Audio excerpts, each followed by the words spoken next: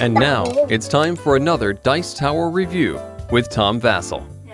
Hey folks, today we're taking a look at Star Trek Attack Wing, which is coming out very soon. This is a game that if you've ever wanted to go into the Star Trek universe in the different timelines and have the Enterprise fight against Klingon ships, fight against Romulan ships, fight against Dominion and everything else, this is a game that lets you do that. This game comes with 3 spaceships to begin with, 1 Star Federation ship, one of the most famous ones, one of the Enterprises, 1 Romulan and 1 Klingon ship, and they go after each other and fight each other. Everything you need is in this box, although you'll be able to buy more spaceships and add them to your empire.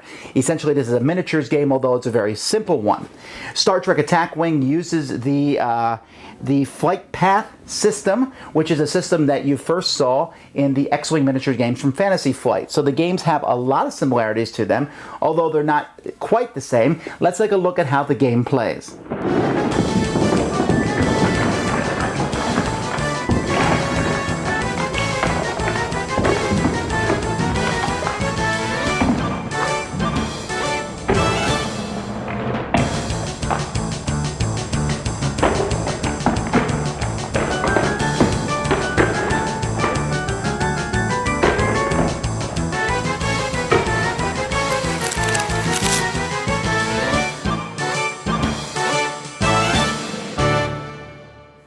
Alright, this game has a lot of different pieces that come in the box, although there's 3 different ships, one from the Federation, one from the Romulans, and one from the Klingons.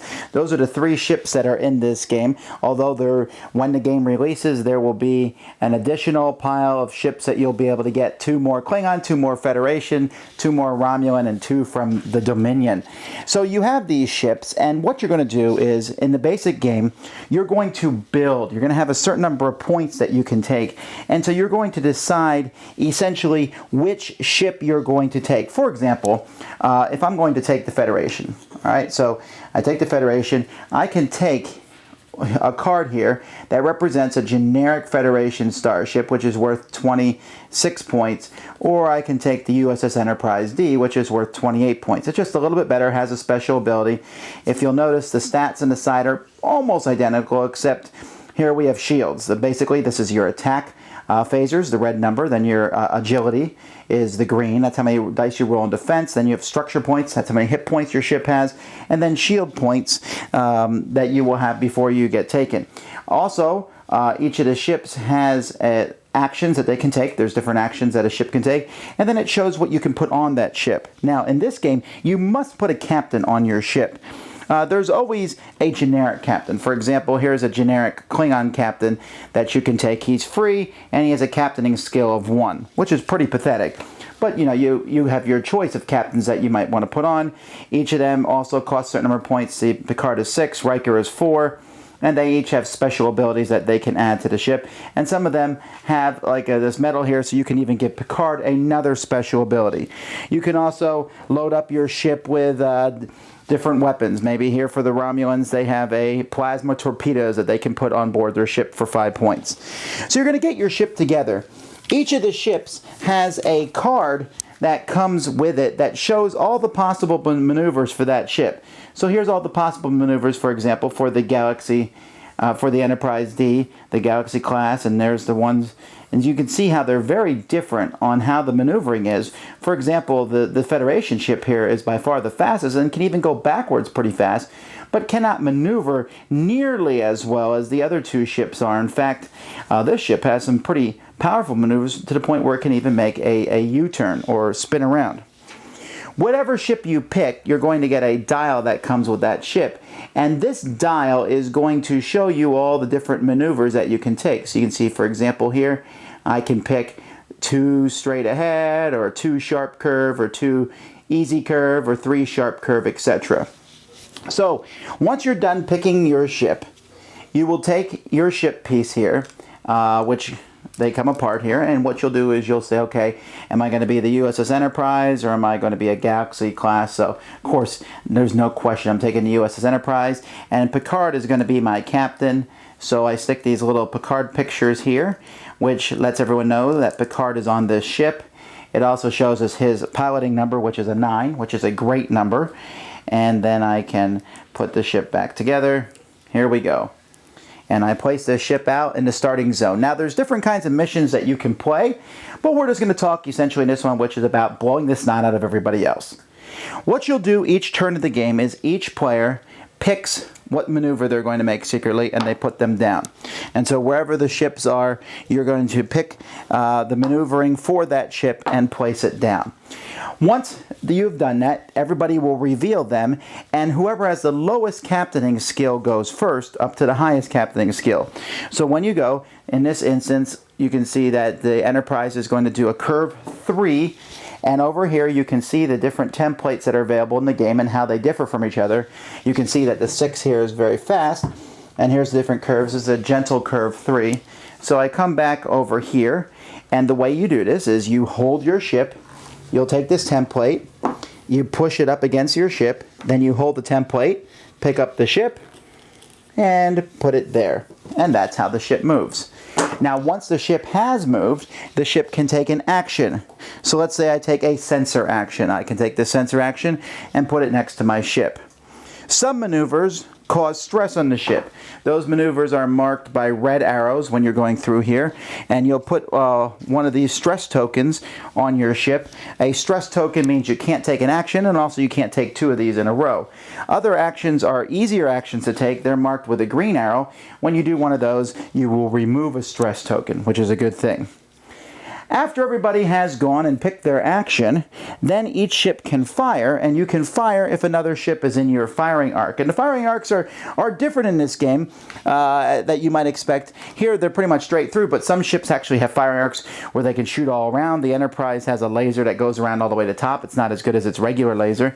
So you see if someone's within your firing arc, and if they are, you can shoot at them. And you shoot at them from the highest number to the lowest number, so the better pilots get to fire first. When you shoot at somebody, you can only shoot at someone who's within the distance of this basically measurement here, and there's short range, medium range, and long range. The differences are being that in short range the attacker gets an extra die, and in long range the defender gets an extra die. Basically, it's a very simple way that the game works is the attacker will roll dice equal to his attack skill. He's trying to roll hits or critical hits. If he rolls these targeting symbols and he happens to take the targeting action, he can spend that action to change those targeting symbols to hits. If he's taken the sensor action, he also can get rid of one of the defender's die. The defender will roll dice, and the defender is trying to roll these outmaneuver tokens, which symbols, which cancel 1 hit for each one that's rolled. If they picked this dodge action, they have one of those automatically, and the defender can also use one of these symbols to change all the targeting symbols on the defense dice to misses. If a ship gets hit, then the ship will lose shield tokens equal to the number of hits that it takes. Once its shields are gone, or if its shields are disabled for any reason, and there's different ways you can even disable your own shields to shoot certain weapons, then you start taking structure points of damage. When you take structure points of damage, you just take these cards and put them on your ship to show that you have taken that many points of damage. If you take enough points, your ship will explode. But if you take critical hits, you have to turn the card over and do whatever it says, which could be extra hits, or all your turn maneuvers become red maneuvers. Or here, the next time you attack, you don't get to roll any attack dice because you're stunned. Here you take, let's see, you cannot use your captain's text for the rest of the game because your captain's been injured, and so on. And so there's all different things. There's also other specialties, especially in this version of the game, where some of the ships have shielding, and they can put their shields up, which is great because when you have your shields up, you roll an extra 4 green dice on the defense, which makes you very difficult to hit, although you can't shoot all your weapons when your shields are up. And then there's secondary weapons. I mentioned those torpedoes earlier. Let's say the Enterprise wants to fire its photon torpedoes. Somebody has to be within 2 to 3 range, and they're 4 dice, and you also have to have a lock on somebody. A lock is one of the actions you can take. You simply put a letter on your ship and a ship that you have the lock on, and then a lock also will let you re-roll dice when you're attacking somebody. So that's essentially how the game is played. There's a lot more going on. You can put terrain out there, and there's different things in the expansions, and you can have shields that are disabled and all sorts of things that are going on. But basically, each turn you're going to put down one of these tokens, flip it over, see what your maneuver is, move around, shoot at each other. Last man standing is the winner, or whatever you decide that your mission might be. Maybe it's going around and collecting certain tokens at different places. One of the things that really excited me about this game is I went through the rule book, and they were talking about what do you do when two starships have a tie? You know, they both have a pilot who's 8. Who wins that tie? Well, it says this is the faction order. It's Federation beats Klingon, beats Romulan, beats Dominion, beats Borg, beats Species 8472, beats Kazone, beats Bajoran, beats Ferengi, beats Independence, beats Mirror Universe. That's just a good omen of things to come. There's a lot. There's 8 other ships, and I'll be talking about those in some smaller previews of each of those different groups of ships.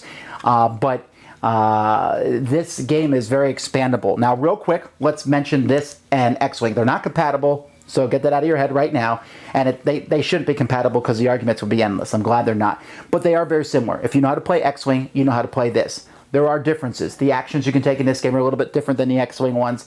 The ships in this one are much bigger, can take a lot more damage, but at the same time, it's a lot harder to dodge. You're going to take a lot more hits in this. This game is all about the crew. What crew are you putting on your ships?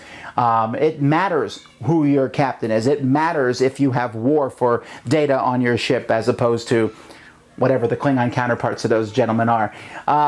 It matters who you have on your ship, and I think that's a lot of fun. And once you buy these expansion packs and you get them, there's so many different variations of how you can deck your ships out. So instead of having a squadron of 6 or 7 ships, you have 2 or 3 ships probably, but they're big, heavy battleships, so you got to look at the game from that thing. I very much like it. I'm not a Star Trek fanatic. I like Star Trek. I think Star Trek is great, but I think this game is a good one. It's a keeper for me. I look forward to seeing how it is. I'm really excited once you throw in the extra ships. So a lot of fun. A game that I'm giving a very high recommendation to, Star Trek Attack Wing. Thanks so much for watching the Dice Tower videos. Find more great videos and reviews, as well as our top-rated audio podcast at Dicetower.com. You can also find other great shows at Dicetowernetwork.com. I'm Eric Summerer, and you've been watching The Dice Tower. The Dice Tower is sponsored by Cool Stuff Inc., where you can find great games for great prices. Cool stuff in stock. Check them out at CoolStuffInc.com. Shut the door! There.